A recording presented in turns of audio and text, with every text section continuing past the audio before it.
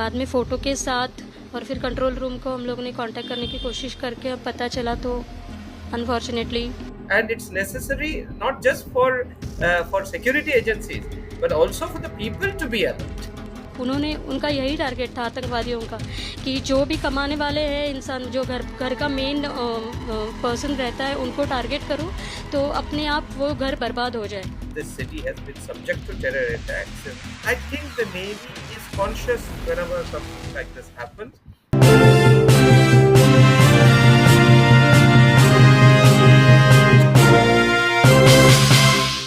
Hello and welcome everyone to this episode of Pulse Maharashtra with me, Vinaya Deshpande.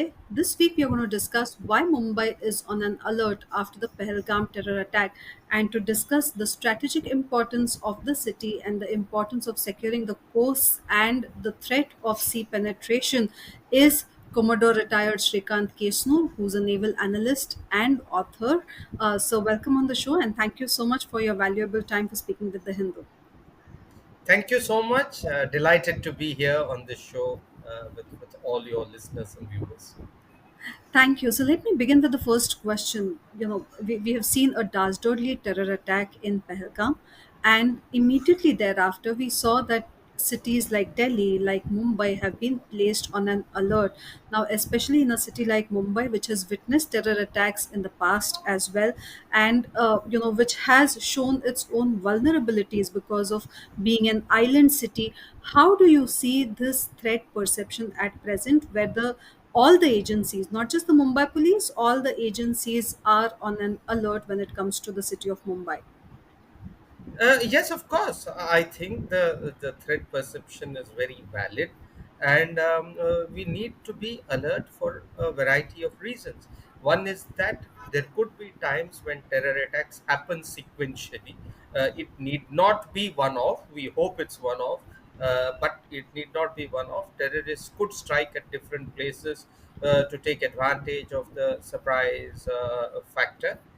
And while that is let's say, a tactical or operational issue, I think strategically also it makes sense for cities like Mumbai, who represent enormous opportunities because of what they stand for as the financial capital of the country, and at the same time the vulnerabilities due to their access from sea, from land.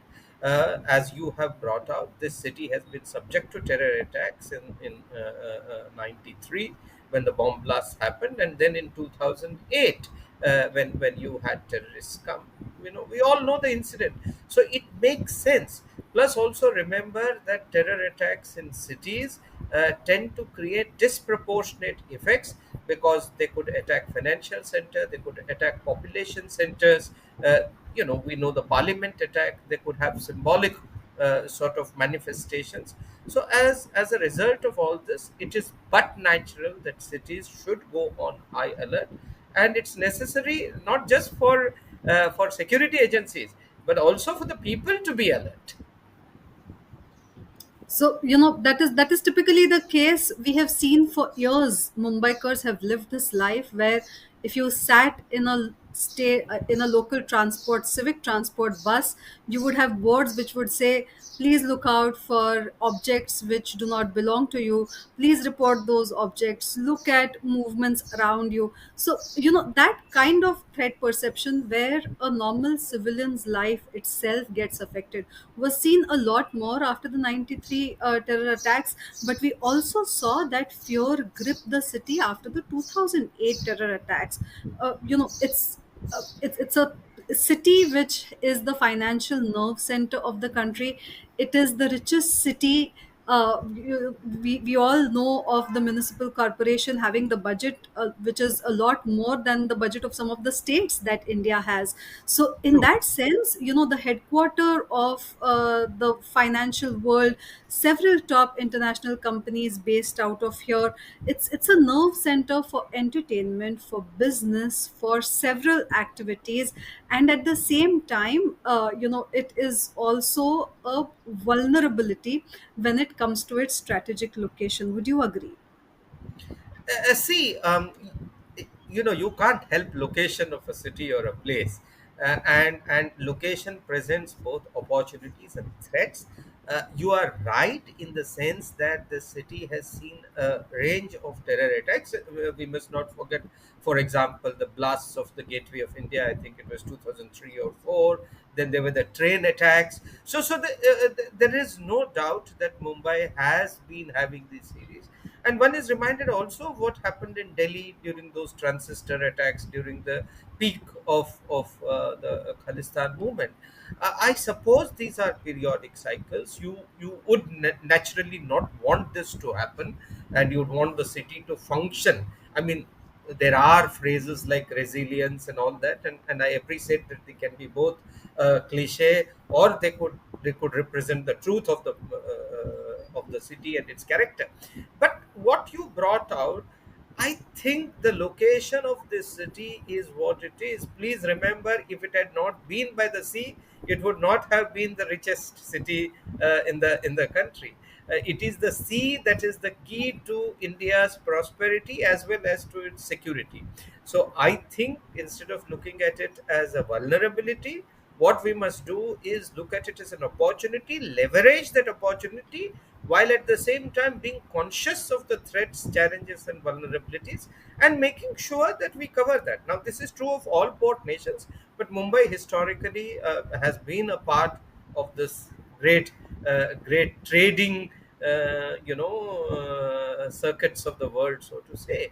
So I think we must be very proud. I mean, as someone myself who spent several years in Mumbai and am currently a Mumbaiker, I think we should feel very, very proud about its location, happy about its location, and delight in being by the sea.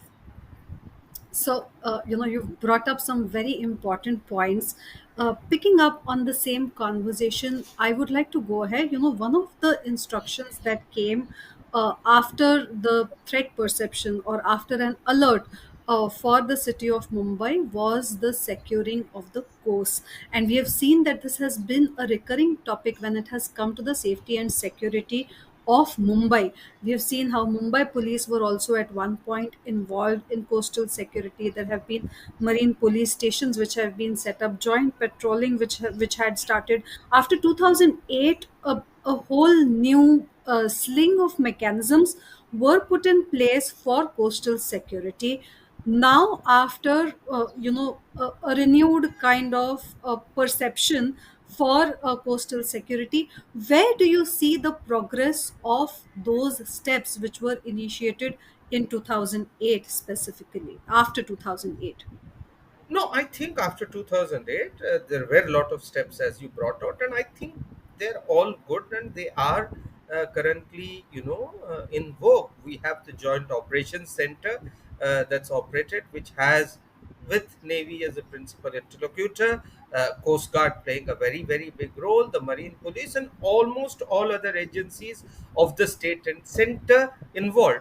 We must remember that because of the multilateral character of sea, there are several organizations and government entities itself, from hydrocarbons to lighthouse authorities to fishing to shipping.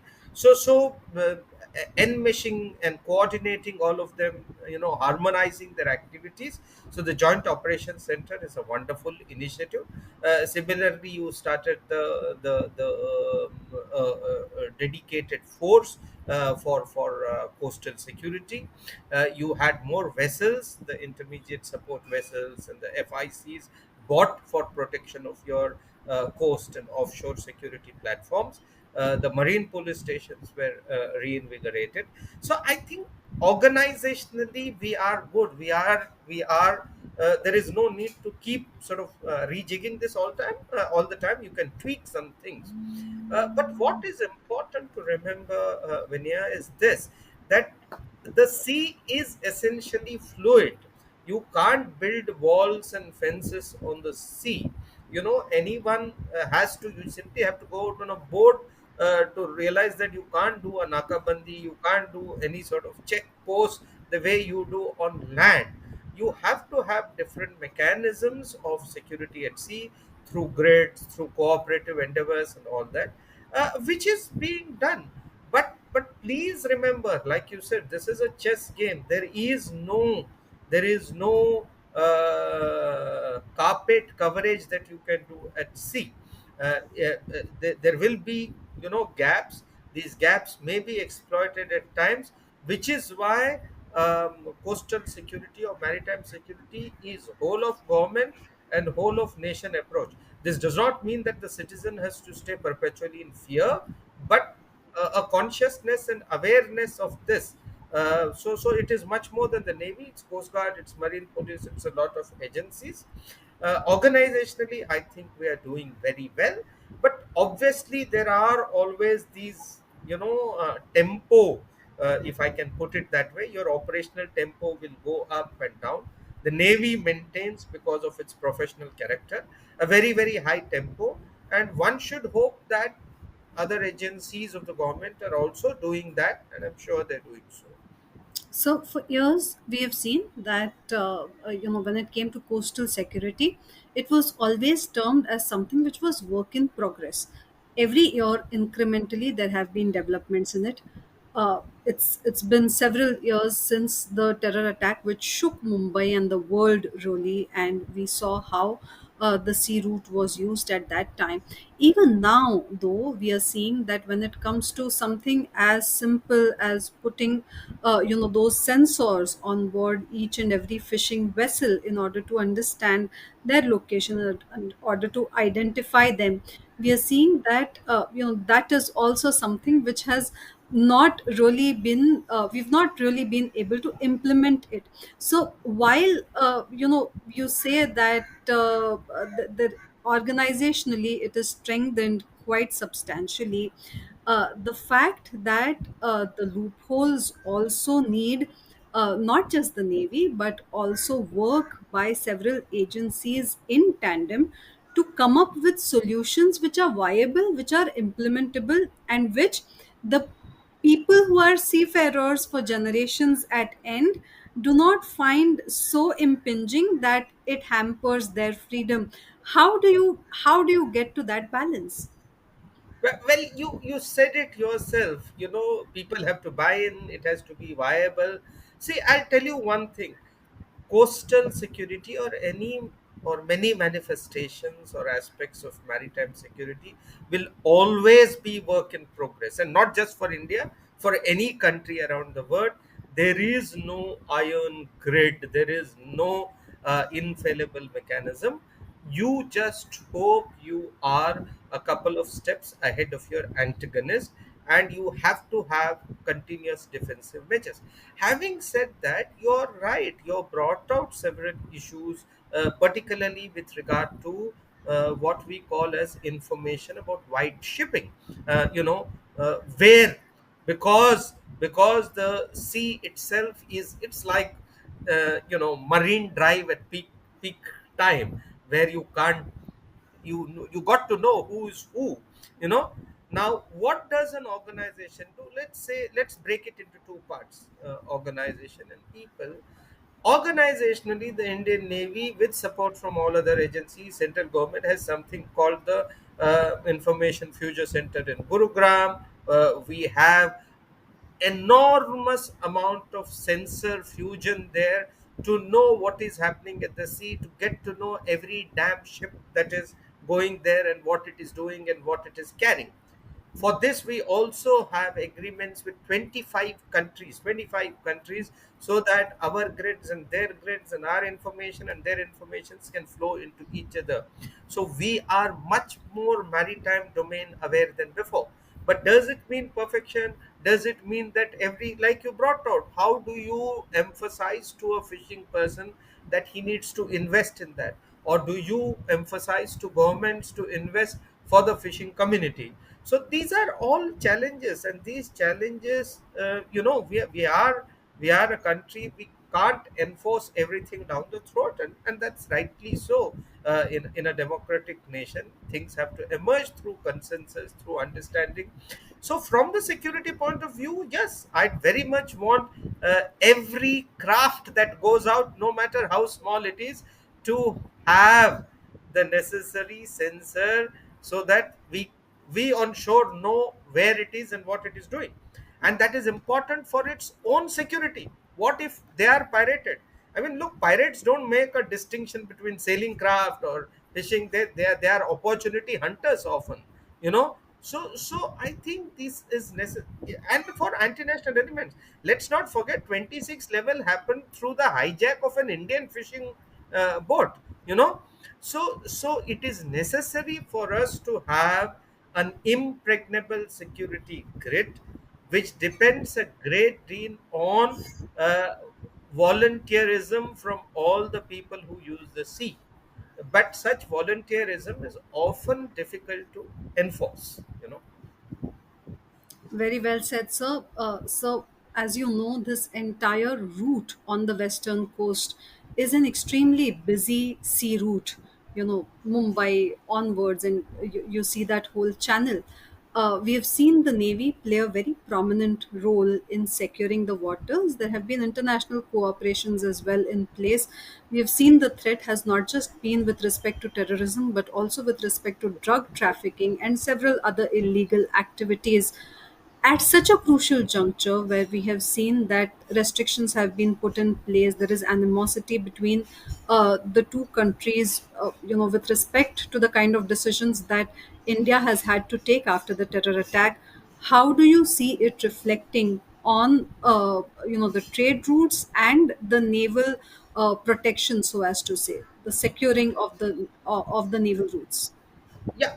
So look, there are two or three aspects to this, and let me unpack them sequentially. One, yes, of course, these are busy routes. You have some of India's most busy ports, the JNPT, the Marmagawa, Pipavav, Mundra, all on the west coast.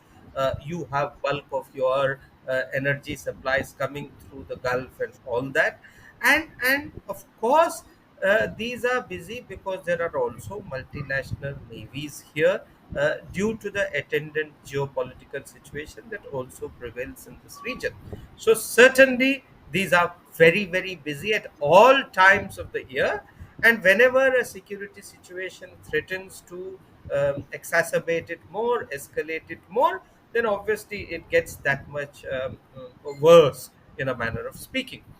And does this impact trade? Notionally, psychologically, you just got to see what the Houthi attacks did on the American ships and global trade last year, to realize that any sort of raise of temperatures can have an impact on trade. But it is important to note here that countries protect trade, and that is where one of the major responsibilities of the Navy, which don't people don't realize, it's unglamorous, but protection of trade is one of the most important responsibilities of the Navy, and the Navy does that. And how does the Navy do it? Of course, through a whole of government approach, but in two or three ways. As far as the Indian Navy is concerned, to answer the second part of your question, what will we do or what are we going to do about it? I think the Indian Navy does it in two ways. The first is a series of actions and activities it does itself. Deployments of its own ship, deployments of its aircraft, deployment of submarines, bringing greater combat power to bear, power projection, all that. And if you want to see what we've been doing, you just see the range of things we're doing in the West Arabian Sea, in terms of counter piracy, in terms of activities by for ships that were affected by the Houthis and all that. So I think the Navy is very professionally up there. We also have to do, because of the character of the seas, a lot of cooperative activities. Like you brought out exercises with the foreign navies, we do a lot of that. There are about 20 exercises we do annually.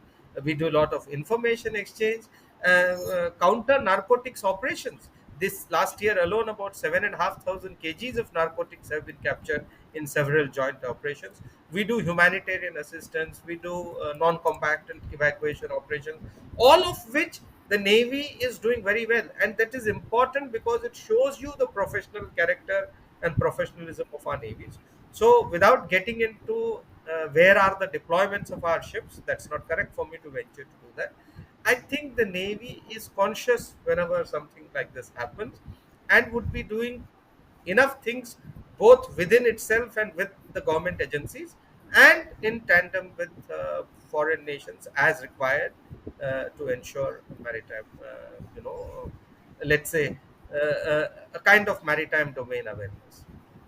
So, though you've said that you wouldn't really like to talk about it, clearly after the Pahalgam terror attacks, there has been a lot of discussion about the operational deployment of the Navy. We have two aircraft carriers, there are over 290 warships. We have a scenario where tension, between India and the neighbor seems to be escalating. At such a point, we have a security alert for places like Delhi, for places like Mumbai. Mumbai specifically being important for it being a hub of several coastal activities. When there is a discussion about operational deployments of the Navy, questions typically get asked on whether, particularly, the West Coast and more so Mumbai is safe. It would be very, very incorrect for me to venture any comment on the operational deployment of our Navy's units. But you can be assured that as far as the safety and security of our country and the city of Mumbai is concerned, I'm sure the Navy and indeed all other agencies with skin in the game are very, very keyed up, and they will ensure that nothing will happen. I think people of India ought to have that kind of faith in our agencies. So I appreciate your perspective. You have been someone who has also held a senior position in the Navy when you were serving. You've seen the kind of planning that goes on, or the kind of interagency cooperation that happens when it comes to the security of the coastline, or making sure that cities on the coast are safe. With respect to Mumbai, are there any issues that you would like to flag, and would you like to give any message to the people saying that these are some things that people should be more aware about, or these are the issues where there has been substantial progress, and this is where work has been done, or these are the points that you would like to flag? See, again, it would not be correct for me to get into the specifics of where, if at all, there are any operational gaps. That is for the concerned agencies to plug, and I think they're aware. As one has repeatedly been saying, in a fluid medium like sea, which also has multilateral character, there are no, you can't build a wall, nor can you avoid having a multilateral situation where it is very difficult to identify who is your antagonist or enemy. He would be one amongst the thousands of people there. So challenges of maritime domain awareness always remain at sea, though we can say that we are far better informed than before. So I come back to the ordinary citizen, and I don't want to put too much of pressure on saying that the citizen must live under a umbrella of fear. But what is necessary for a city like Mumbai is, and I'm expanding the scope of your question a bit, is to develop a far more, awareness about the seas.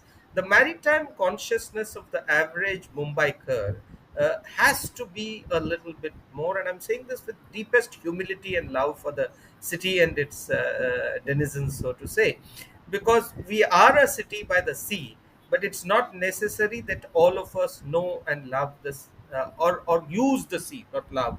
So if ordinary citizen were to use the seas more for recreation, for plazas, for marinas, we were to understand our shipping brethren more, we had more of transportation through ferry craft, and reduce the burden on road and rail transportation. The more you have people using the seas, even if they are very close seas by the coast, automatically greater is the awareness of sea, and therefore security of the seas. As people tell you, a buzzing marketplace usually brings it its own security. We must make sure that our seas are buzzing with lot more people using them, of course responsibly, of course sustainably, of course in a environmentally conscious manner. But the average Mumbaiker needs to tack to the seas much more than what she is doing at the moment. So that's a brilliant takeaway, not just for the average Mumbaikars, but also for the several agencies which handle the planning and infrastructure of Mumbaikars. I'm sure. On that note, I really appreciate your time Yeah. for the Hindu. Thank you so much for all the perspective. Thank you so much for being on my show. Thank you. Pleasure, and I must clarify, when I meant average Mumbaikar, I meant not in any this one. Like Abhilash Tommy has said, there's no average Indians, there's no average Mumbaikar. Everyone is a bright one. I just mean that all Mumbaikars must tack to the seas more. Thank you so Thank much, sir. Thank you so much. Pleasure being with you. Thank you all.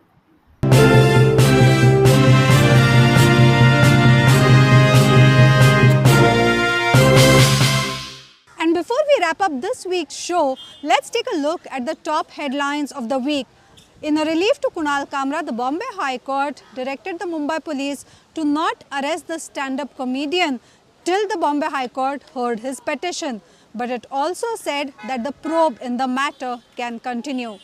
In a climb down, the Maharashtra government took back its order making Hindi mandatory as the third language from grade 1 to grade 5 for all schools across the state. It said that the language will not be mandatory but only optional, but the three-language formula will continue for the primary years. There were also speculations with respect to a possible reconciliation between MNS chief Raj Thackeray and his cousin Shiv Sena UBT chief Uddhav Thackeray.